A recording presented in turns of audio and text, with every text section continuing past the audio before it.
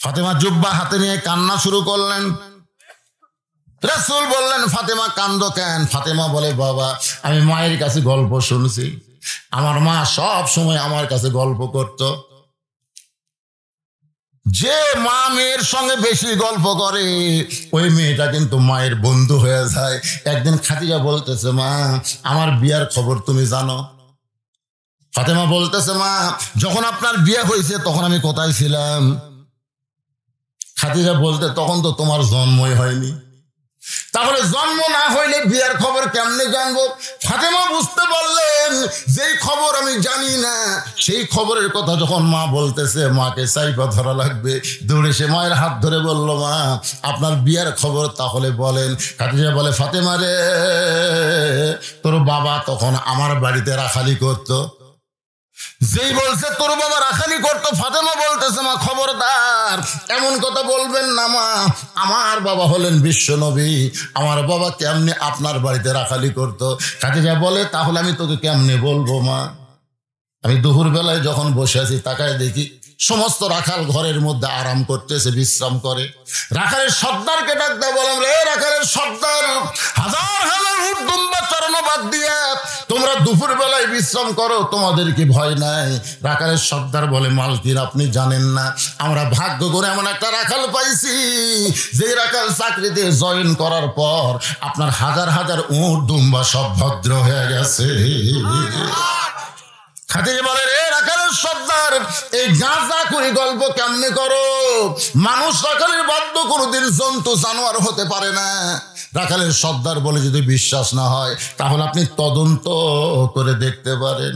খাদিজা বলে, ফাতেমা তোমার বাবা রাখালকে আমি তদন্ত করতে গেলাম, সূর্যের তাপে পাহাড় পোড়া গন্ধ, পাথর পোড়া গন্ধ বের হয়ে যায়, বালু পোড়া গন্ধ, এত সূর্যের তাপ। এরপরেও তদন্ত করতে গিয়ে দেখি তোমার বাবা 25 বছর রাখালের মাথায় কে যেন একটা ছাতা ধরেছে। রাখাল যেই দিকে যায় ছাতাটাও সেই দিকে যায়। কে ছাতা ধরলো দেখার জন্য তাকায় দেখি এক খণ্ড কালো মেঘ তোমার বাবার মাথায় ছায়া হয়ে আছে। 40 বছরের খাদিজা আমি তোমার বাবাকে সুন্দর করে দেখার জন্য আরো যখন নিকটে গেলাম, তাকায় দেখি এতই সুন্দর মানুষ কোনদিন হয়? 4 সূর্য গ্রহ তারা, তারি নূরের ইশারা, নূরে যে অন্ধকারে ডুবিত এই ধরনী। সবাই বলেন নবী মোর পরশমণি। কি গুনাহ হবে? নবী মোর সোনার খনি, নবী নাম ভাবে যেজন সেই তো দোজা হানির ধ্বনি। খাদিজা বলতেছে, ফাতেমা রে, এত সুন্দর কোনদিন মানুষ। আর একটু নিকটে গেলাম, তোমার বাবার দেহের কাপড় লড়ে উঠলো। হঠাৎ একটা বাতাস আমার নাকের মধ্যে ঢুকলো। দুনিয়ার কোনো বাতাস নাই ফাতেমা, যেন মিষ্টাম্বরের সুগন্ধ আমার নাকের ভিতরে। আমি এক দৌড়ে আসলাম ঘরে, দরজা বন্ধ করে দিলাম। দাসী বলতেছে, মালকিন রাখালের তদন্তের রিপোর্ট কি? আমি কইলাম, চাকরি ক্যান্সেল করে দিলাম। ও ফাতেমা, তোমার দাদা আবু তালেব আমাকে বলল, মা আমার ভাস্তা কি ক্ষতি করলো, রাখালের চাকরি ক্যান্সেল কেন করলা? আমি তখন বললাম, মুরব্বী, রাখালের চাকরি ক্যান্সেল করার মানে হলো ওই রাখালকে আমি আমার স্বামী হিসেবে গ্রহণ করতে চাই। ফাতেমা কান্দে বলে, বাবা, যেই মা মক্কার সবচাইতে ধনবতী রমণী আপনার মতো একটা রাখালকে তার স্বামীর আসন দিল, আজকে সেই মা মারা গেল। আর সেই মায়ের জন্য মক্কার দোকানে কি নতুন কোনো কাপড় নাই? নতুন কোনো কাপড় না দিয়ে এই পুরাতন জুব্বা দিচ্ছেন আমার মাকে পরানোর জন্য। আল্লাহ রাসূল বলে, ফাতেমা, এই জন্যই তো ওই 3টা আমি ডাকি, ওই 3টা বুঝান যাবে না, এই জন্য তোর একা রাখছি। এই জুব্বা আমি তোর মাকে দিচ্ছি না, বরং তোর মা এই জুব্বা আমার কাছে চেয়েছে। জোরে কারণ সুবহানাল্লাহ। ফাতেমা বলে, বাবা এই জুব্বার বিশেষত্ব কি? এই জুব্বা কেন আমার মা চাইলো? আল্লাহ রাসূল বললেন, এইটা দুনিয়ার সাধারণ কোনো জুব্বা নয়, এই জুব্বার সঙ্গে আল্লাহর কোরআনের সম্পর্ক রয়েছে। যারা সুবহানাল্লাহ কবেন না ঠকে যাবে। এই জুব্বার সাথে কি সম্পর্ক? আপনার বলেন তো, যার সাথে কোরআনের সম্পর্ক থাকে তার দাম বাড়ে না কমে? বাংলাদেশের মুসলমান কোরআনের সঙ্গে সম্পর্ক কম না বেশি? বেশি কে করলো রে? বাংলাদেশে যদি কোরআনের সঙ্গে মুসলমানের সম্পর্ক বেশি হতো তাহলে সমস্ত প্রাইমারির বেতন সরকার বন্ধ করে দিয়ে সমস্ত হাফিজে মাদ্রাসার হুজুরদেরকে ওই প্রাইমারির মাস্টারের বেতন দিয়ে দিত। ধরে কোন কথা ঠিক না? কিন্তু বাংলার মুসলমানের সম্পর্ক হলো একদম বাকদম ঘোড়াডম সাজে ঢাক ধরল খাড়া হয়ে পেশাব করে, বসে না। তোর মাকে আমি করলাম কে ভাবি আপনার এই ছেলে বসে না কেন? তাহলে কয় ভাই ই বসি না, ওই বাথরুমে গেলেও খাড়া হয়ে করে। তোকে একদিন ডাক দিলাম কে রে এ খাড়া হবে আরাম তোর করতে ধরল কোন ক্লাসে পড়িস? কয় ক্লাস 1-এ। তো তোর স্যার শিখাইনি কেমনে পেশাব করা লাগে? ও তখন বলে চাচা যে কি কয় আমি প্রাইমারি পেশাব খানার যাই দিকে আমার স্যারই খাড়া হয়ে পেশাব করে। ওর স্যার খাড়া হয়ে পেশাব করে, ওই সেটা থেকে দাঁড়ায় পেশাব করা শিখছে। আর এর সকল কি বেরম ধরল? এখন কি বেরম ধরল? এতক্ষণ পর্যন্ত মাথা লড়ার আমি কারো দেখিনি, এখন মাথা লড়াচ্ছেন কি? কিসে 1 নম্বর ছাত্রী?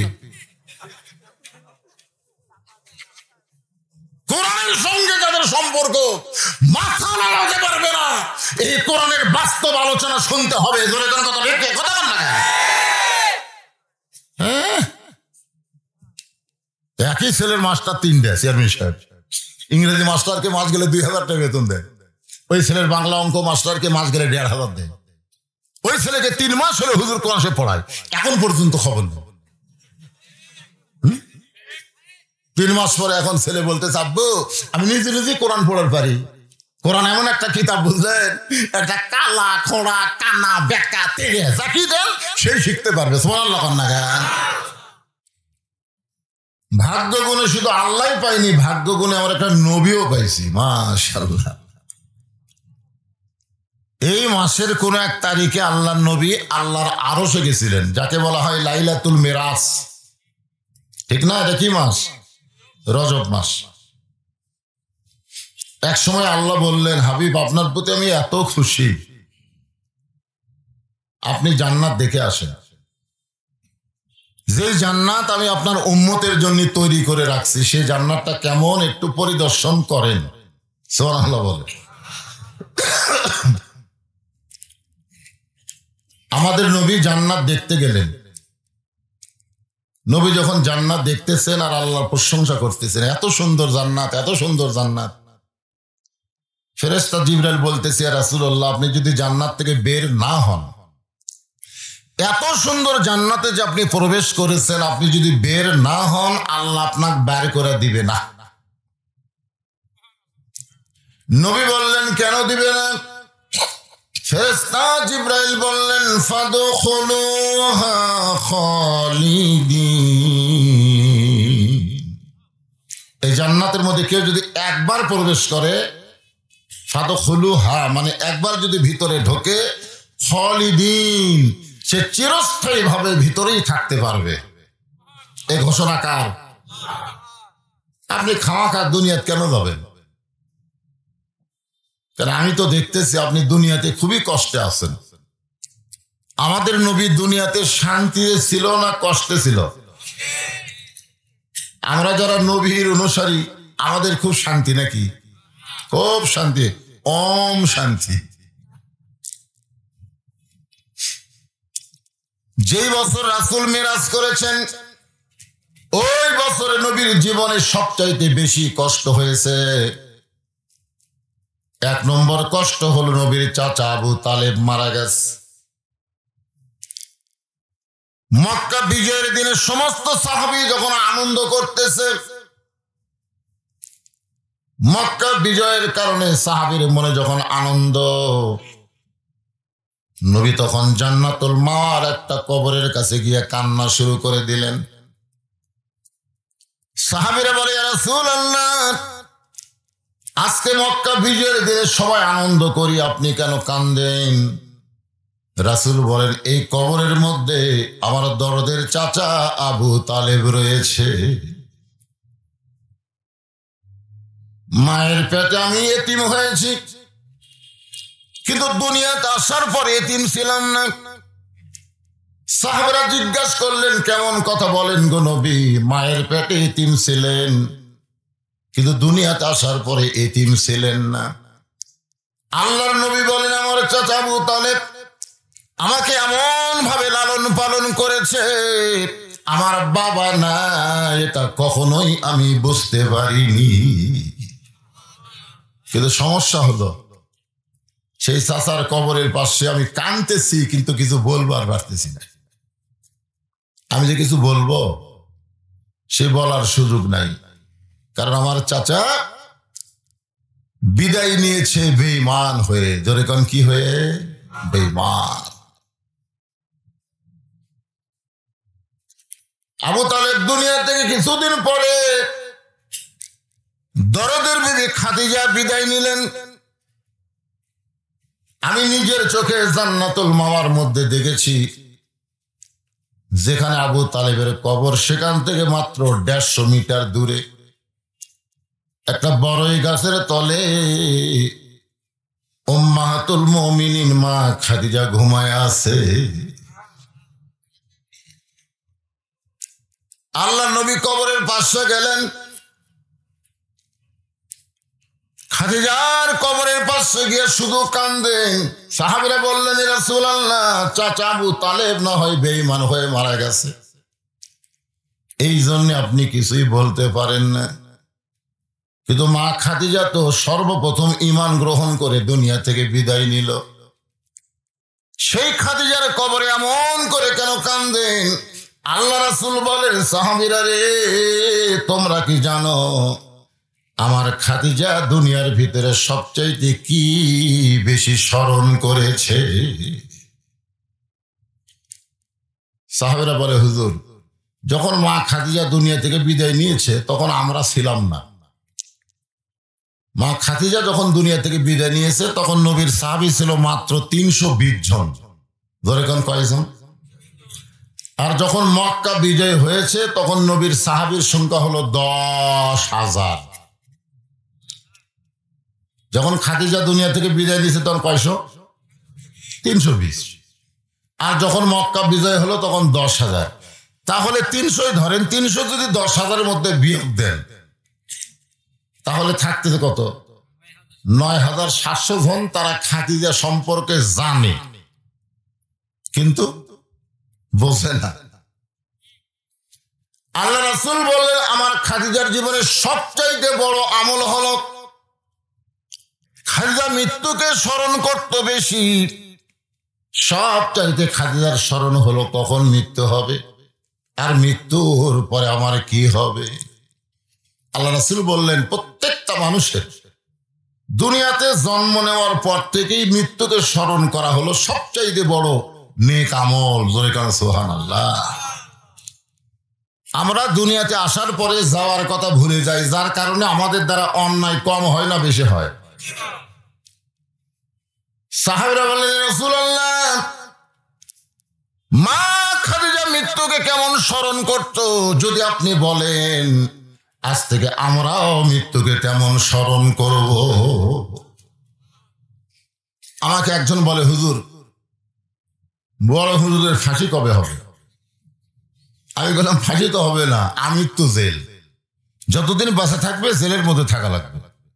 আমাকে বলে, যদি হয়। আমি কইলাম, কে রে, যদি কেন হবে? তা আমি বললাম, তাহলে চলো চা খাই। অনেক লম্বা কথা, জানাই থেকে বলা যাবে না, চা খাই। তো চা খাবার বসে আমি চাওয়ালাকে বললাম, আমাকে 1 কাপ দাও আর 2 কাপ দাও। ও বলে, হুজুর, আমার 2 কাপ খেন। বলে, বড় হুজুরের ফাঁসি নিয়ে তুই চিন্তা করিস তো? চিন্তা করলে মানুষের খিদা বেশি হয়। 2 কাপ খা।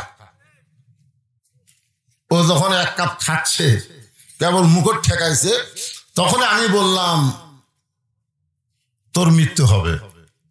যেই কইছি তোর মৃত্যু হবে, চুপ করছে। কারণ ফাঁসির তারিখ আছে, মরার কিন্তু তারিখ নাই। যাদের ফাঁসি বাংলাদেশে হয়েছে তাদেরকে তারিখ দিয়া ফাঁসি দেওয়া হয়েছে। জোরে কোন কথা ঠিক কিনা? কিন্তু এই বাংলাদেশে যারা আমরা মারা যাচ্ছি তাদের কোনো তারিখ। আপনার বলেন তো তারিখ আছে আর তারিখ নাই, কোনটার গুরুত্ব বেশি? যেটার তারিখ আছে তারিখের আগেই কিন্তু সাইজ হওয়া যাবে। সাইজ হওয়ার একটা সুযোগ আছে না? তওবা করা, কলমা পড়া, কোরআন পড়া, নামাজ পড়া, জিকির করা, যত অপরাধ করেছি সব থেকে আল্লাহর কাছে মাপ চাওয়া। তারপরে যখন ফাঁসির দড়ি গলাপ দিবে তখন কেউ রবীন্দ্রসঙ্গীত মনে হয় কবে না, কলেমা শাহাদাত পড়তে পড়তে তার ফাঁসি কার্যকর হবে। এখন বল তুই আমি যে মরবো, আমাদের মরার কোনো তারিখ আছে? না হুজুর, মরার তো তারিখ নেই। আমি বললাম পাগলা, যে কোনো সময় যখন মৃত্যু হবে, দুনিয়াতে এসেছি মৃত্যুর কথাটা সবচাইতে বেশি স্মরণ রাখতে হবে। কথা ঠিক কি না? আমাদের বাংলাদেশে যারা মৃত্যুর কথা বেশি স্মরণ করে তারা কোনোদিন অন্যায় অপকর্ম করবার পারবে? বাড়িতে যাওয়ার গ্যারান্টি নাই, তো খামাখা ঘুষের টাকা পকেটে ছে কি হবে? আপনি যে ঘুষের টাকা নিয়ে বাড়ি যাচ্ছেন, বাড়ি যাওয়া পর্যন্ত আপনার গ্যারান্টি নাই, রাস্তার মধ্যে আজরাইল সাইজ করবি। জোরে কোন কথা ঠিক কি না? সুদের টাকা শতকরা কয় টাকা? 10%। আমি একটা নবীর হাদিসের ব্যাখ্যায় দেখলাম যে সব পাপ আল্লাহ তওবা করলে মাফ করবে, সমস্ত পাপ। যদি পাপ গোপন থাকে এই পাপ আল্লাহ তওবা করলে মাফ করবে, কিন্তু যারা সুদ খায় এদেরকে আল্লাহ তওবা করলেও মাফ করবে না। কি কথা? আমি তো আশ্চর্য হয়ে গেলাম যে তাহলে যারা সুদ খায় এর খবর কি? তো হাদিসের ব্যাখ্যায় বলা হয়েছে যাদের কাছ থেকে সুদের টাকা বাড়তি দিছে তাদেরকে সুদের টাকা বুঝা দেওয়ার পরে তারা যদি মাফ করে তাহলে আল্লাহ তওবা কবুল করবে। সুদের সবচাইতে বড় গুনাহ হলো আল্লাহর সঙ্গে যুদ্ধ করা, ফেরাউন নমরুদের মতো আল্লাহর সঙ্গে যুদ্ধ করা। আর সবচাইতে কমজোরি গুনাহ হলো নিজের গর্ভধারিণী মায়ের সঙ্গে জিনা করা। এই সুদ যারা খাচ্ছে এদের মরার কথা মনে হয়? সাহাবীরা বললেন, ইয়া রাসূলুল্লাহ, মা খাদিজা মৃত্যুকে কেমনে স্মরণ করতেন যদি আপনি আমাদের একটু বলেন, আজ থেকে আমরাও তেমন করে মৃত্যুকে স্মরণ করব। আল্লাহ রাসূল বললেন, ঘুম থেকে চেতন পাইলাম, গভীর রাত্রে ঘুম থেকে চেতন পাইলাম।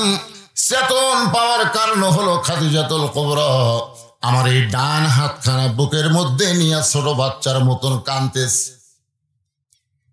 আল্লাহ রাসূল বলে, খাদিজা, দুনিয়ার সবাই ঘুম পাড়ে, আমি নবীও ঘুম পাড়ি। এই কথার দ্বারা বোঝা গেল আমাদের নবী ঘুম পাড়ে। ধরে কোন কি পাড়ে? আপনারা পারেন? খাদিজা বলতেছে, হুজুর আপনি না ঘুমাইলে আমি কোনোদিন ঘুমাই না। দুনিয়াতে সমস্ত মেয়েদের বিবাহর পরে মেয়ের হাত স্বামীর হাতে তুলে দেয়, কিন্তু আমি খাদিজার যখন আপনার সঙ্গে বিয়া হলো তখন আপনার চাচা আবু তালেব আপনার দুইটা হাত আমার হাতে তুলে দিয়ে বললেন, খাদিজা, আজ থেকে আমার এতিমের দায়িত্ব তোমাকে দিয়া দিলাম। ইয়া রাসূলুল্লাহ, আপনি না ঘুমাইলে আমি খাদিজা কোনোদিন ঘুমাই না। আজকে যখন আপনি ঘুমায় গেলেন এমন সময় আমি ঘুমের দোয়া পড়তেছি, আল্লাহুম্মা বিইসমিকা। পড়েন না কেন? এরপরে কি আমু তো মানে তো আপনারা বোঝেন না। আমু তো মানে যদি কেউ বুঝতো, এশার নামাজ না পড়ে কোনোদিন ঘুমাতে যাইতো না। এশার নামাজ না পড়ে, আপনি জানেন, মান তারাকা সালাতু মুতাম্মিদান ফাকাদ কাফারা। ইচ্ছা করে একটা ওয়াক্ত নামাজ যারা বাদ দিল তারা আল্লাহর সঙ্গে কুফরি করলো। আর এশার নামাজ বাদ দিয়ে যারা ঘুমাবার যাবে এরা মুসলমানের বাচ্চা হবার পারে না। জোরে কোন কথা ঠিক কি না? কানের মধ্যে হেডফোন দিয়ে সব ঘুম পাড়ে। সালাতো খায়রুন নাম যখন কয় তখন বাবা জানলা দিয়ে তাকায় দেখে 3টা পর্যন্ত আর্জেন্টিনার খেলা দেখলো হইচই করে। আর আজান শোনার পরে আমার ছেলে গেল কোথায় রে? তাকায় দেখে পাও নাই মাথাও নেই, মনে চাউলের বস্তা ঢাকাতে। বাবা আস্তে আস্তে ঘরের মধ্যে যায়, কম্বল টান দিছে, টান দিয়ে 3 বার চিল্লা উঠছে। বেটা ঘুম থেকে চেতন ভাই বলে, আব্বা আহ আহ করেন কেন? বলে কম্বলের মধ্যে তোর সাইজ আর সকাল বেলা সাইজ টিপে কুত্তার সাইজ একই সাইজ। তুই আমার সন্তান হয়ে কুত্তার আমল করতেছিস, এই জন্য আমার বড় আফসোস হচ্ছে। কারণ তুই যদি জাহান্নামে যাস, আমি বাবা কোনোদিন জান্নাতে যাওয়ার পারবো না। জান্নাতে যাইতে গেলে বাপ বেটা একসাথে যাওয়া লাগবে। জোরে কোন কথা ঠিক কিনা? আল্লাহ বলেছেন কু আনফুসাকুম ওয়া আহলিকুম নার, জাহান্নামের আগুন থেকে একলা বাঁচলে হবে না, আহলদের নিয়ে বাঁচা লাগবে। আজ বাবাগুলো সব কোরআনের মাহফিলে বসে গেছেন, ছেলেগুলো বাইরে গেলে হইচই করতেছে। আপনাদের এলাকায় বড় একটা মেলাও লাগিয়েছে, মেলা কতগুলো যুবক চুরি পট্টি ধরে, কেরে যুবক তুই কি হিজড়া কেরে? তুই বিয়া করিসনি, কিছু করিসনি, চুরি খুঁজিস কে? কতগুলো মেয়ে মানুষ আবার বিয়া হয়নি, ওরা মিস কল মারে। এই কোরআনের মাহফিলে রাতের চাইতে দিনে করাই ভালো। এই অন্যায় অপকর্ম থেকে আপনারা বেঁচে যাবেন। যে কথা বলতে যে একটু খেয়াল করেন। খাদিজা বলে, রাসূলুল্লাহ এই আমত শব্দ উচ্চারণ করার সঙ্গে সঙ্গে আমার 2টা চক্ষু বন্ধ হয়ে যায়, আমি দেখতে পাই অন্ধকার একটা কবর। আপনি বলেছেন সর্বশেষে যে ব্যক্তি মৃত্যুবরণ করবে, কবরের ঘরে তাকে 50,000 বছর থাকা লাগবে। কত বছর? সর্বশেষে 6 তলা 5 তলা 10 তলা বাড়ি বানাচ্ছি, কয় বছর? বারবার তাকায় বলে, এটা আমার বাড়ি রে, এটা আমার বাড়ি। কেরামান কাতিবিন কান্দত বসতে কি কয়, এই শয়তান, এই এটা তোর বাড়ি, এটা তোর আশ্রয়স্থল। 44 বছর আগে আব্দুল আলিম গানে গানে করেছে, তখন আমার বুঝতে পারিনি। এই বুড়া বয়সে আমি এখন বুঝতেছি। এপারে তোর বসত বাড়ি, ওই পারে তোর বাসা। সবাই বলেন, এপারে তোর বসত বাড়ি, ওই পারে তোর বাসা। ভবদরিয়ায় পাড়ি দিতে, ভবদরিয়ায় পাড়ি দিতে কেমনে করলি আশা। এপারে তোর বসত বাড়ি, ওই পারে তোর বাসা। লাভ করিতে আইসারে ভবে, লাভ করিতে আইসারে ভবে, হইলারে বেদিশা। রতন কাঞ্চন বদল দিয়া কিনলি তামাশিসা। সর্বশেষে আমরা যারা কবরে যাব, কত হাজার বছর? জবান খুলে যুবকেরা সবাই বলো, কত হাজার বছর? যেই কবরে কোনো দরজা নাই, জানলা নাই, আলো নাই, বাড়ির বিছানা কিছুই নাই, সেই কবরে 50,000 বছর কেমনে থাকবো গো নবী? এই কথা মনে করে আর আমি ঘুমাবার পারতেছি না। আল্লাহ রাসূল বলে, খাদিজা ওই আল্লাহর শপথ করে বলতেছি, ঈমান গ্রহণ করার পরে আপনি আল্লাহর সঙ্গে যে সম্পর্ক গড়ে তুলেছেন, আল্লাহ আপনার কবরকে জান্নাত বানায়া দিবে। আর কোন টেনশন আছে? 50,000 কে 1 কোটি বছর হোক তো অসুবিধা কি? কারণ কবর জান্নাতের বাগান হয়ে যাবে। কিন্তু কথাটা কি বলেছে এটা এখন খেয়াল করা লাগবে। ঈমান গ্রহণ করার পরে রাসূল বলতেছে, আপনি আল্লাহর সঙ্গে যে সম্পর্ক গড়ে তুলেছেন, আল্লাহ আপনার কবরও জান্নাত বানিয়ে দিবেন। তাহলে ঈমান গ্রহণ করার পরে সম্পর্ক করতে হবে কার সাথে? আরো জোরে, জোরসে বলুন। এখন সম্পর্ক কার সাথে? জুমার দিনে সেই ইমাম সাহেব খুতবা দিবে, সামনে কাতার এক বুড়া মানুষ বসে বসে নামাজ পড়ে, ওই নাই। খুতবা বাদ দেয়া বলতেছে, কে রে বুড়াটা কি অসুস্থ নাকি?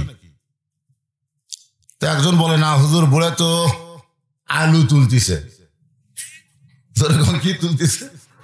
আলু তুলতিছে। ইমাম কয়, হায় হায়, যে বুড়া মানুষ বসে বসে নামাজ পড়ে ওই এবার আলু কেমনে তোলে? কোদাল দিয়ে আলু তুলতেছে। বিশ্বাস না হয় দেখে আসে। নামাজ শেষ করে ইমাম সাহেব যায়, দেখে সত্যিই তাই, মুরব্বি টুকটুক করে কোদাল দিয়ে আলুর বাগুর সাইজ করতেছে আর আলু তুলতেছে। ডাক দেখলে, মুরব্বি, মসজিদে গেলে বসে বসে নামাজ পড়েন, আজকে জুমার দিন। আল্লাহ কোরআনে বলেন, ইযা নুদিয়া লিস-সালাতি মিন ইয়াউমিল জুমআহ ফাসআউ ইলা যিকরিল্লাহ। জুমার নামাজের আজান হয়ে গেলে দুনিয়ার সমস্ত কাজ কাম তোমাদের হারাম, একটাই মাত্র কাজ, তাড়াতাড়ি মসজিদে হাজিরা দেওয়া। জোরে কোন কথা ঠিক কিনা? আর বসে বসে নামাজ পড়েন, দাঁড়ায় কোদাল দিয়ে জমির আল কাটেন, আলু তোলেন। হ্যাঁ, তখন মুরব্বী মুসকে মুসকে হাসের ভয়ে, বাবা মসজিদে গেলে বল পাই না বাবা, কিন্তু কাজ কামে বল পাই। হায় হায় মুরব্বী, মসজিদে গেলে চেয়ারত নামাজ পড়ে আর গোটা বাজার 10 কেজি ব্যাগলা ঘরে। জোরে কথা কর না কেন? মসজিদে গেলে ওই চেয়ার খোঁজে আর গোটা 5 বিবি বাজারে হাঁটতেছে। অটো ভ্যান বলে, মুরব্বী এখনো 1 কিলো দূরে বাড়ি, ভ্যানত চলে। পাগল, হাঁটা বাড়ি তো হাঁটা বাড়িস তো চেয়ারত বসিস কে?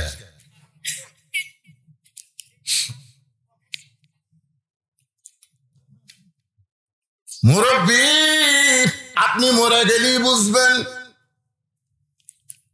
মুরব্বী চোখের পানি বের করে বলে, বাবা এই কথা কইও না, এখন মরে গেলে আমার 4টা ছেলে এতিম হয়ে যাবে।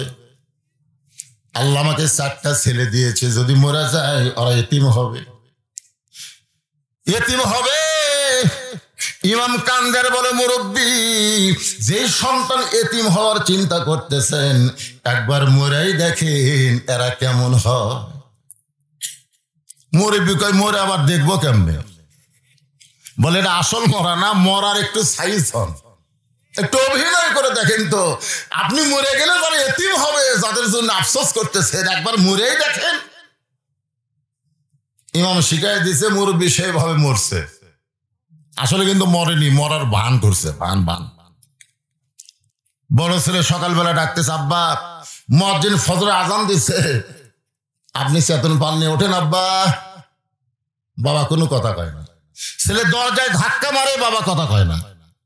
ধাক্কা দিয়ে দরজা খুলে দেখে ওরে তার মানে চাদর দিয়ে ঘুম পাড়তেছে। বাবার পা নড়ায়, বাবা কথা কয় না। ছেলের বিশ্বাস, যেই বাপকে কোনদিনও ডাকা লাগেনি, বাবাই হেন করে ডাকে। আজকে সেই বাবারে ডাক দিলাম, দরজা ধাক্কা দিয়ে খুললাম, বাবার পা নাড়ালাম, এরপরেও যখন বাবা কথা কয় না, বাবা তো মরছে রে। আরো 3 ভাই ছিল বাহিরে, বাবা মরছে। ওই 3 ভাই ঘরের মধ্যে যায়, বলতেছে, বড় ভাই এই বুড়ার বেটা মরলো, কিন্তু গন্ডগোল লাগা দিয়ে মরলো। ঘর করা লাগতো 8টা, বানাইছে 7টা। কে বুড়া মরবো, মর, ঘর আর একটা বানিয়ে দেয়, মর। আর এক ভাই বলতেছে, এখানে ঘরের দিক দিয়ে গন্ডগোল লাগাইছে, জমির দিক দিয়েও গন্ডগোল লাগাইছে।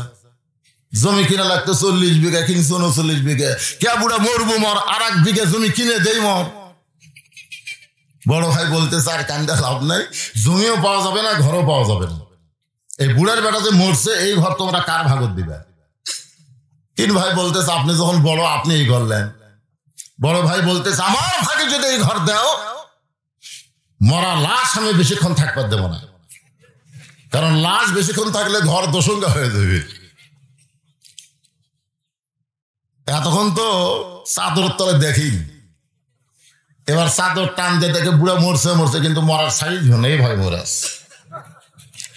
ছোট ভাই বলতেছে, ভাইজান যেইভাবে বুড়ার বেটা মরলো, এ লাশ তো বার করবার গেলে দরজা কাটা লাগবে। বড় ভাই কয়, তুই দরজার দাম জানিস? একটা 2000 নিচে কোনো দরজা পাওয়া যায় না। মরে গেছে, সেই লাশের জন্য দরজা কাটবো? দরকার হলে হাত পাও ভাঙ্গা সোজা করবো, কারণ দরজা দেখে বুড়ার মরা উচিত ছিল। দরজা আটো আর বুড়ে এইভাবে মরলো। কেউ জানে না, আমরা 4 ভাই। এই 4 ভাই যখন বুড়ার লাশকে সাইজ করার জন্য আসতেছে, বুড়া মনে মনে করে, আল্লাহ, মানুষ মরলে আজরাইল দেখে একটা, আর আমি অভিনয় করে দেখতেছি আজরাইল তো তুমি পাঠাও নাই, আজরাইল আমার বাড়িতেই তৈরি হয়েছে।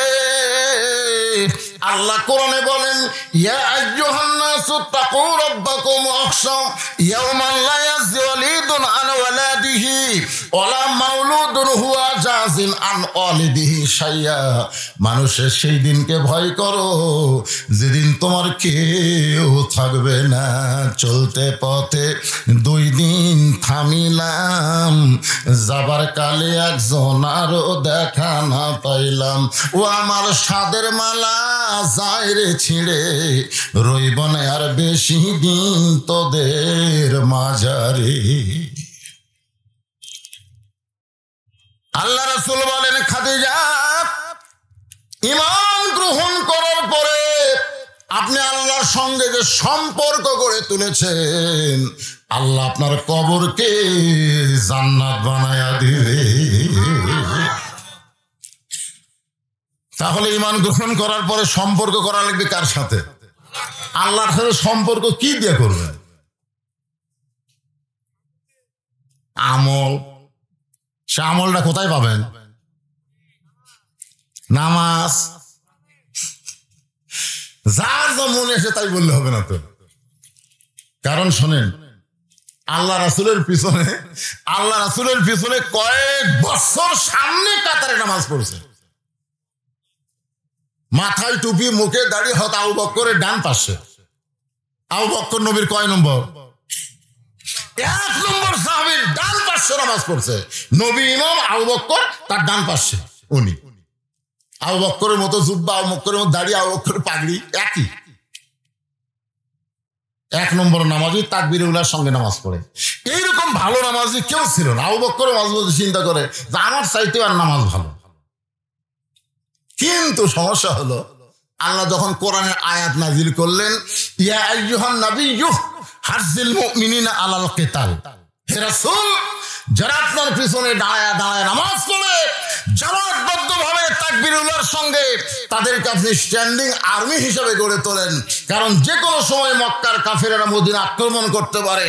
আর মদিনা যখন আক্রমণ করবে তখন নামাজ দিয়া, দোয়া দিয়া, দরুদ দিয়ে আপনি মদিনা রক্ষা করতে পারবেন না। ওই কাফের বেঈমানদের বিরুদ্ধে আপনাকে অস্ত্র ধরতে হবে। এই আয়াতটা যখন আল্লাহ নাজিল করছে, তখন ওই 1 নম্বর নামাজি নবীর হাঁটুর সঙ্গে হাঁটু লাগাই বলতেছি, ইয়া রাসূলুল্লাহ এটা তো গন্ডগোলের আয়াত। এটা কিসের আয়াত? নবী আসমানের দিকে তাকাই বলে, আল্লাহ কে?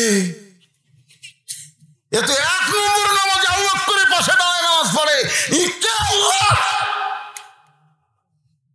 আল্লাহ তাআলা বললেন, অমিনান নাসি মান ইয়াকুলু আমান্না বিল্লাহি ওয়া বিল ইয়াউমিল আখির ওয়া মা হুম বিমুমিনিন। তুমি নামাজ পড়বা, রোজা করবা, তুমি হজ করবা, যাকাত দিবা, কিন্তু আল্লাহর কোরআনের পক্ষে থাকবা না। তুমি হবা 1 নম্বর মুনাফিক। এর নাম হলো উবাই ইবনে খালফ। নামাজ দিয়ে সম্পর্ক হয়? আল্লাহর সঙ্গে সম্পর্ক করতে গেলে আল্লাহর কোরআনের বিকল্প কোন রাস্তা নাই। এই জন্য একটা স্লোগান দেওয়া লাগবে, আয়াত কই তারপরে স্লোগান। ওয়ানুনাজ্জিলু মিনাল কুরআনি মা হুয়া শিফাউ ওয়া রাহমাতুল লিল মুমিনিন। এর বাংলা স্লোগান হলো, সব সমস্যার সমাধান দিতে পারে আল কোরআন। যে আয়াত করলাম না, এটা কোনো রাজনীতির স্লোগান না, এটা আল্লাহর কোরআনের স্লোগান। গলা খাঁকড়ে দেন।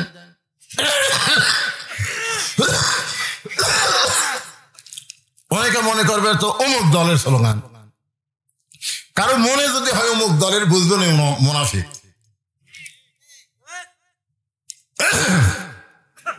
সবাই দেওয়া লাগবে। সব সমস্যার সমাধান আল কোরআনের আলো। কোরআন হাদিস যেখানে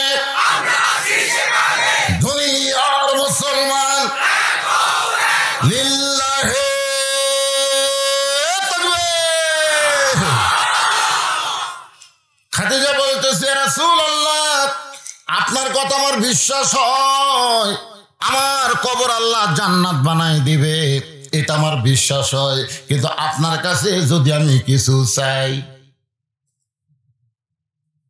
আপনি কি আমার দিবেন না? রাসূল বললেন নাউজুবিল্লাহ, নাউজুবিল্লাহ, নাউজুবিল্লাহ। খাদিজা বলে হুজুর আপনার কাছে আমি কিছু চাই, এটা শুনে আপনি 3 বার নাউজুবিল্লাহ বলেন কেন? আল্লাহ নবী বলেন খাদিজা, ঈমান গ্রহণ করার পরে আল্লাহ ছাড়া অন্য কারো কাছে চাওয়া যাবে? আমার দয়াল বাবার দরবারেতে কেউ ফিরে না খালি হাতে। আপনার বলেন তো এরা ঈমান না বেঈমান? জোরে কান, এরা ঈমান না বেঈমান? ইয়্যাকা না'বুদু ওয়া ইয়্যাকা নাস্তাইন, গোলামি করব যার, সাহায্য চাবো তার কাছে, আল্লাহ ছাড়া অন্য কারো কাছে কিছু চাওয়া যায়?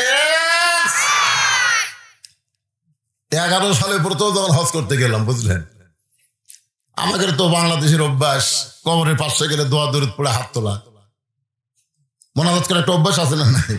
আমি রাসূলের রওজার পাশে যে হাত তুলছি, কে বলে খুব গোপনে তুলছি, ওইগুলো পুলিশ যে সবগুলো লাগাল তা তোরা জানি না। কোত্থেকে এক পুলিশ দৌড়ে এসে একটা ছোট্ট লাঠি আমার হাতের উপর ঠাসি দিয়ে বলতেছে মানো কুল্লু হারাম, মানো, মানে হাত তোলা সম্পূর্ণ হারাম। ইয়া হাজি মামনু কুল্লু হারাম। আমি মনে মনে কইলাম রে পুলিশ, তুই জানিস আমি কে? বাংলাদেশের 1 নম্বর বক্তারে, আর তুই আমার উপর হাতে লাঠি দিয়ে ঠাসি মারলি, এটা আমার মন বলতেছে, আর ঈমান বলতেছে বুঝলো সে তুই যতই বড় বক্তা হো, তোর চাইতে মদিনার পুলিশের ঈমান বড়। তোর ঈমান হলো ভেজাল, ভেজাল। দ্বিতীয় ধরা খেলাম মদিনার এক দোকানে যায়, দোকানদারকে বললাম কে ভাই আসল জয়তুনের তেল আছে? যেই কইছি মহাজন মামনু কুল্লু হারাম কইছে, কর্মচারী সে মারছে ধাক্কা। আমি পেলাম কে রে, খেলা আসল জয়তুন তেল বলতে ধাক্কা দিল কেন? বাহির এক বাংলাদেশিকে বললাম ভাই আমার দোষ কি? বলে হুজুর আপনি মারাত্মক দোষ করছেন, যেটি নকলি নাই সেটা আসল আছেন কেন? দোকানদার মনে করছে আপনি ভেজাল দেশের লোক, এই জন্য আপনি দোকানে থাকলে আল্লাহর গজব হবি, মারছে ধাক্কা। তখন আমি চিন্তা করলাম মদিনা যেখানে নকল নেই, আর যেই দেশে আমার জন্ম সেটা আসলই নাই। জোরে কোন কথা ঠিক কিনা? কারণ মদিনা আসল আইনে চলে আর বাংলাদেশ ভেজাল আইনে চলে। জোরে কোন কথা ঠিক কিনা? তো ভেজাল আইনে আল্লাহর সাথে সম্পর্ক করবেন কি দিয়ে? ভেজাল দিয়ে করবে।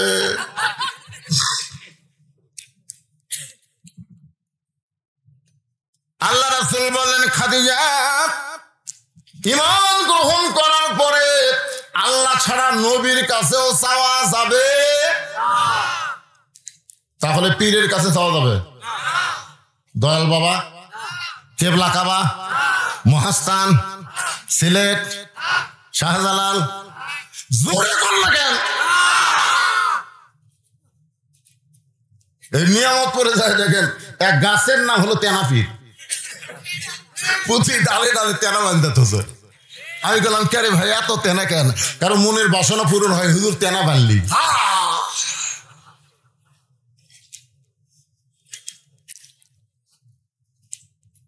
একটু মনোযোগ দিয়ে শুনবেন। খাদিজা বলে রাসূলুল্লাহ আমি আপনার কাছে যা চাবো তা যদি আল্লাহ দিবার না পারে তাহলে আল্লাহর কাছে কেমনি চাই? নবী চমকে উঠছে। খাদিজা কি কইলা? খাদিজা বলে হুজুর আমি আপনার কাছে যা চাবো তা যদি আল্লাহ দিবার না পারে তাহলে চাই লাভ কি? নবী চমকে বলে খাদিজা কি চাবেন আল্লাহর কাছে যেটা আল্লাহ দিবার পারবে না?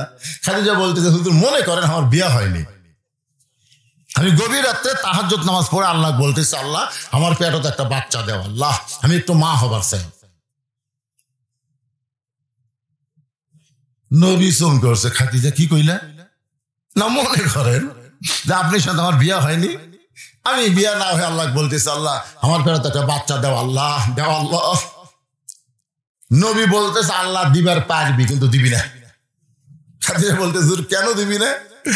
কয় দিবার পারবি, দিবি না এই কারণেই যে কিয়ামতের আগে বাংলাদেশে একটা 14ই ফেব্রুয়ারি পালন হবে।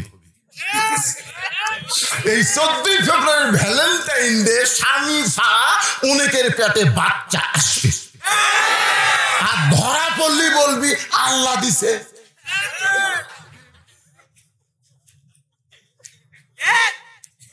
শুধু একজনকে আল্লাহ দিছিল স্বামী ছাড়া, তার নাম মরিয়ম। জোরে বলেন তার নাম কি? মানে স্বামী ছাড়াও যে আল্লাহ বাচ্চা দিবার পারে, এইটা একটা নিদর্শন দৃষ্টান্ত দিয়েছে। বাবা ছাড়া আদম, বাবা মা ছাড়া আদম হওয়াকে আল্লাহ তৈরি করে, এটা একটা দৃষ্টান্ত দিয়েছে। জোরে কোন কথা ঠিক কিনা? কিন্তু কিয়ামত পর্যন্ত আর স্বামী ছাড়া কারো পেটে বাচ্চা আসবে না। কিন্তু আমাদের বাংলাদেশের অপু বিশ্বাস, বুবলি খাতুন, এদের পেটে বাচ্চা আছে। এরা কয়েক বছর পরে মিডিয়াতে এসে বাচ্চা সহ ছবি দিছে, আমি এই বাচ্চার মার বাপ কে রে।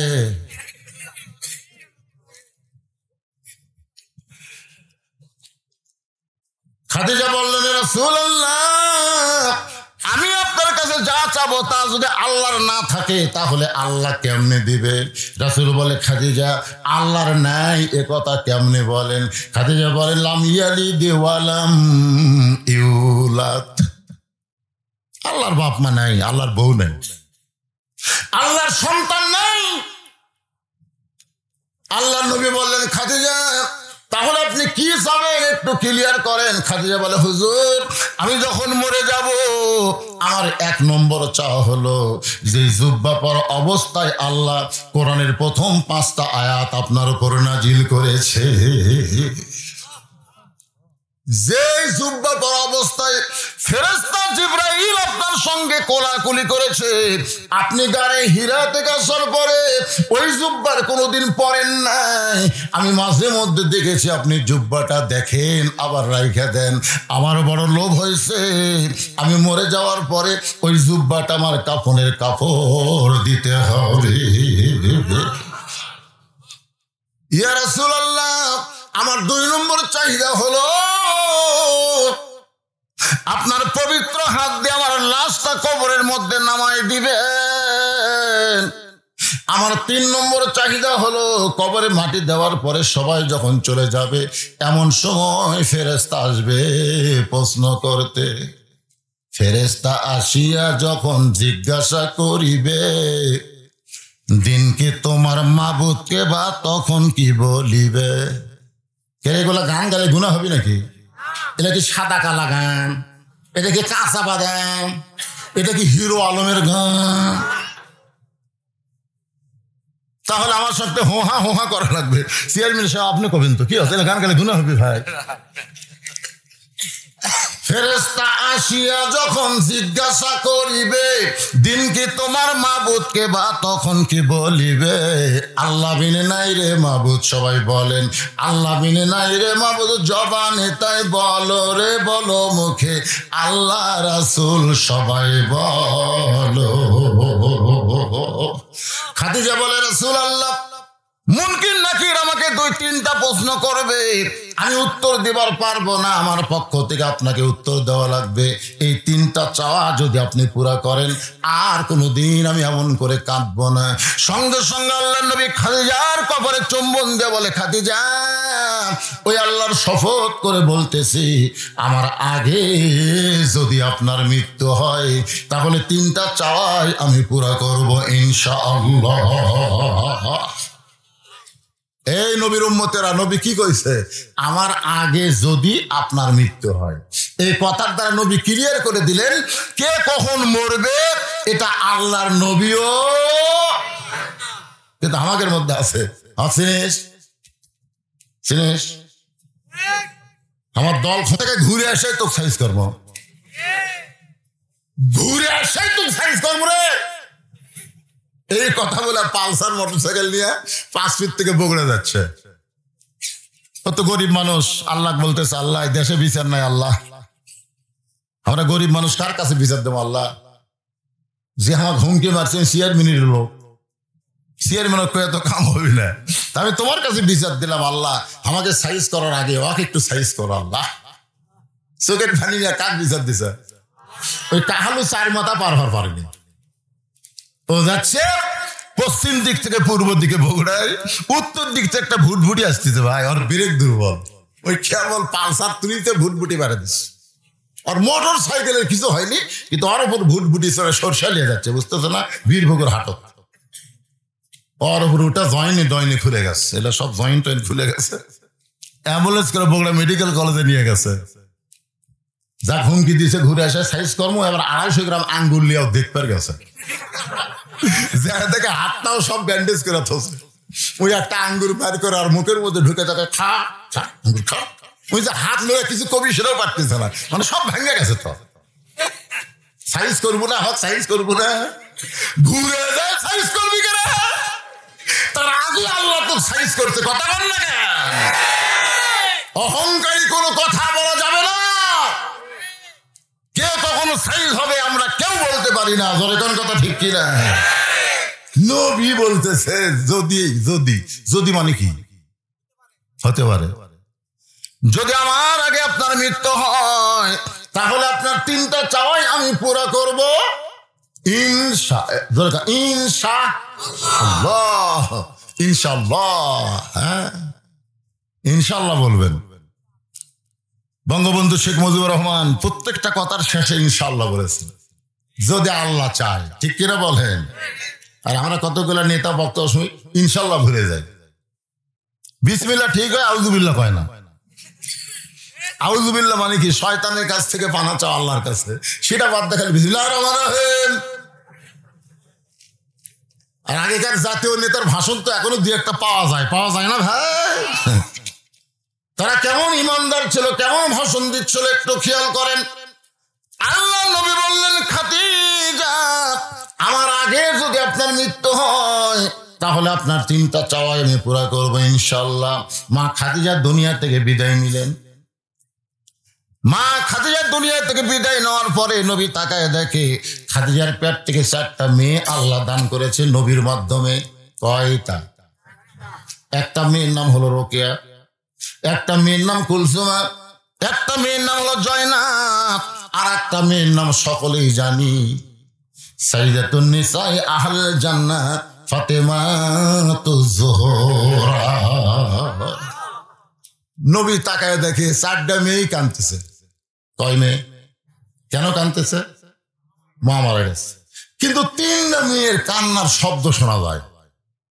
3টা মেয়ে যে কাঁদতেছে, এই কান্নার একটা শব্দ শোনা যাচ্ছে। আর একটা মেয়ে কাঁদতেছে, চোখ দিয়ে পানি পড়তেছে, কিন্তু কান্নার শব্দ নেই। এই 3টা মেয়ে কিভাবে কাঁদতেছে আমি একটু রিহার্সেল করি। রিহার্সেল বোঝেন? আমার মা মইরা গেছে রে, কোথায় গেলে মা পাবো বলে দাও না আল্লাহ রে। আমার মা মইরা গেছে রে, আমার বাবা মইরা গেছে রে। মরার আগে খাট দিবার চাছিল, এখন সেই খাট আমাকে দিবে কে? আমার বাবা মইরা গেছে রে। তখন বড় ভাই যায় বলতে, কান্দিস না পাগলি, যে খাট আব্বা দিবার চাইছিল সেই খাট আমি দেবো রে। এখন বলতেছে আমার বাবা মইরা গেছে রে, বড় ভাই খাট দিবার চাইছিল, এখন তো শোক আমাকে দিবে কে? আমার বাবা মইরা গেছে রে। তখন এক ভাই যায় বলতেছে, বড় ভাই যদি খাট দেয় আমি তো শোক দেবো, কান্দিস না। তখন সাইডে যায় বলতেছে, মানুষ বুড়া হলে মরবি, কান্দার বান্দা, জোরে কোন কথা ঠিক কিনা? আমি দেখেছি বাবাকে মেয়েদের চাইতে ছেলেরা বেশি ভালোবাসে। অনেক ছেলে চোখের পানি দিয়ে বুক ভিজে যায়। আর কবর কোথায় খোঁড়া লাগবে, বাঁশ কোথায় কাটা লাগবে, কাফন করতে আনা লাগবে, এই চিন্তায় ছেলেরা ব্যস্ত হয়ে যায়। জোরে কোন কথা ঠিক কিনা? আর মেয়েরা কার মাটির থাবা মারে আর কান্দে আর বানবি। হায় হায় ভাই, দেশে মায়ের কাছে যেটাই ভালো দেখে, মা এটাকে দামি নিও মা। ভাই কিনা দিয়েছে মা চাদর, বোন এসে করছে মা এত সুন্দর চাদর, এটা আমি নেবো। তোর ভাই 2 দিন আগে কিনে দিছে, আবার দিবি। পরদিন মা দেখে পুরাতন চাদর, ছেলে বলতেছে মা চাদর দিলাম গতকাল, কি হলো? তোর বোন নিয়ে গেছে। আবার একটা ভাই কিনে দেয়। সুবহানাল্লাহ কম না কেন? আল্লাহ নবী তাকায় দেখে 3টা মেয়ে কাঁদতেছে, কান্নার শব্দ শোনা যায়, কিন্তু একটা মেয়ে কান্দে, চোখের পানি দিয়ে বুক ভিজায়, কান্নার কোনো সাউন্ড নাই। ওই মেয়েটার নাম হলো ফাতেমা। নবী ডাক দিলেন, ফাতেমা আয় আয়, একটু ঘরে আয়। ফাতেমা যখন ঘরে গেল, আল্লাহ রাসূল বলে, ফাতেমা 3টা জিনিস দেরি করা হয় না মা। একটা হলো মারা গেলে দাফন কাফন করতে দেরি করা হয় না। তোর মা মারা গেল, তোর মাকে গোসল করান লাগবে, তোর মাকে কাফনের কাপড় পরান লাগবে। ফাতেমা বলে, বাবা আমার 3টা বোন যে হারে কাঁদতেছে, ওদেরকে সঙ্গে করে নিয়েই কি গোসল করাবো নাকি, কাফনের কাপড় পরাবো নাকি? আল্লাহ রাসূল বলে, ফাতেমা খবরদার খবরদার, ওই 3 জনের কথা বলবি না।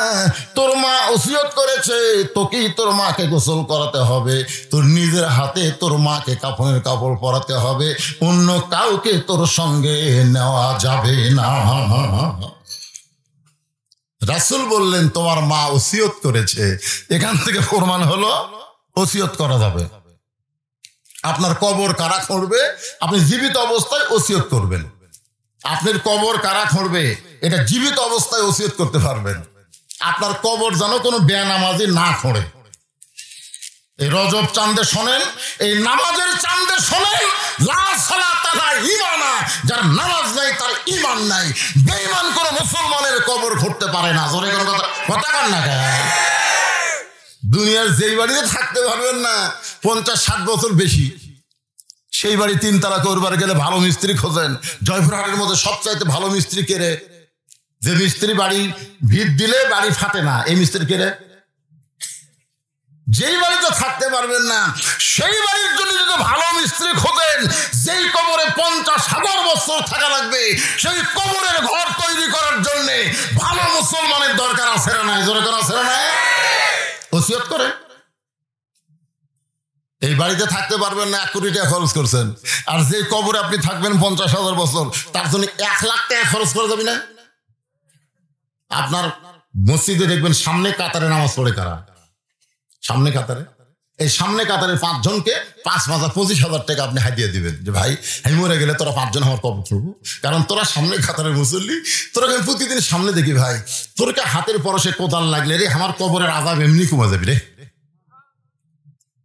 মসজিদের মুয়াজ্জিনকে বলবেন, চাচা, আল্লাহ রাসূল মাঝে মধ্যে বলতেন, বেলাল বেলাল আমি আর তুমি যখন হাসরে দাঁড়াবো তখন তোমার মাথা আমার উপরে যাবে। বেলাল কয়, হুজুর আপনি কি খান? আল্লাহ নবী বলেন, বেলাল আমি হলাম ইমাম, তুমি হলা মুয়াজ্জিন। হাসরের ময়দানে মুয়াজ্জিনের মাথা আল্লাহ সবচাইতে উপরে রাখবে, শুধু মাথা উপরে রাখবে না, আল্লাহ কুদরতে হাত দিয়ে নূরের একটা টুপি পরাই দিবে, যেই টুপিটা পূর্ণিমার চাঁদের মতো আলো দিবে। তাহলে আপনার গ্রামের সবচাইতে দামি মানুষকে ধরে কর না কেন? আবু বকর বলে, হুজুর বেলাল দামি হওয়ার পিছনে কারণ কি? আল্লাহ রাসূল বলেন, আসো একটা গোপন কথা কই। আবু বকর যখন নবীর কাছে, নবী কানে কানে বলতেছে, তুমি ফজরের চেতন পাও কার আযান শুনে? আবু বকর বলে, হুজুর বেলালের আযান শুনে আমি চেতন পাই। তো বেলাল কার আযান শুনে চেতন পায়? আবু বকর কয়, হুজুর বেলালই তো আগে আযান দেয়। আল্লাহ রাসূল বলল, তুমি জানো না বকর, বেলালকে স্বয়ং আল্লাহ তাআলা ডাক দেয়। যারা মসজিদে 5 ওয়াক্ত নামাজের আযান দেয়, বিশেষ করে ফজরের আযান যে মুয়াজ্জিন গুলো দেয়, এই মুয়াজ্জিনকে কেউ আযান দেয় না, আল্লাহ তার কানে আযান দিয়ে চেতন করে মসজিদে পাঠিয়ে দেয়। জোরে কোন কথা ঠিক কি না? সেই মুয়াজ্জিনকে আপনি 10,000 টাকা দিবেন, যে ভাই আমি মরে গেলে তুই একটু আমাকে গোসল করে দিস ভাই। আপনার 14 গোষ্ঠীর মধ্যে যদি আলেম না থাকে, আগে যদি এলাকার ভালো একটা আলেমকে জানাজার জন্য আপনি ওসিয়ত করবেন। রাসূল বললেন, ফাতেমা তোমার আমা ওসিয়ত করেছে, তুমি নিজেই তোমার মাকে গোসল করাতে হবে, তুমি নিজে একা একা তোমার মাকে কাফনের কাপড় পরাতে হবে। এবার ফাতেমা চলে গেল মা খাদিজাকে গোসল করাতে, নিজের মেয়ে মাকে গোসল করালেন। গোসল করানোর পরে আল্লাহ নবীর কাছে সে বলতেছে, বাবা মা তো গোসল হয়ে গেল।